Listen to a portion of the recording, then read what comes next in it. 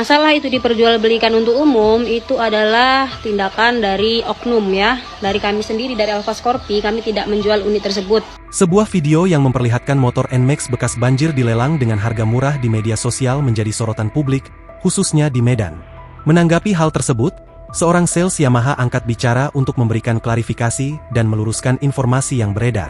Dalam video yang viral, terlihat puluhan motor NMAX terendam banjir.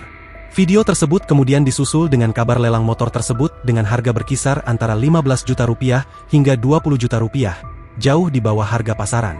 Seorang sales Yamaha yang tak disebutkan namanya menjelaskan bahwa informasi tersebut sebagian benar, namun perlu diluruskan.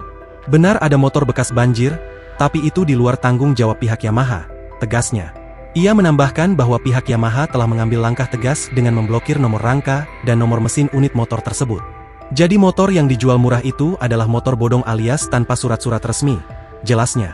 Menurutnya, jika ada pihak yang mengklaim dapat mengurus surat-surat kendaraan tersebut, maka dapat dipastikan itu adalah ulah oknum. Itu adalah tindakan oknum, di luar tanggung jawab resmi Yamaha, lanjutnya. Sales Yamaha tersebut juga menegaskan bahwa bengkel resmi Yamaha tidak dapat menangani atau memperbaiki motor tersebut, karena nomor rangka dan nomor mesinnya tidak terdaftar. Kami tidak akan menjual unit bekas atau yang tidak jelas. Kami hanya menjual unit yang bagus, baru, dan resmi, ucapnya. Di akhir pernyataannya, ia mengimbau masyarakat untuk lebih bijak dan selektif dalam memilih kendaraan yang akan dibeli. Kepada para konsumen, harus lebih bijak lagi. Jika tetap mau beli, ya terserah Anda, tapi jangan menyalahkan siapa-siapa jika terjadi masalah di kemudian hari, tutupnya.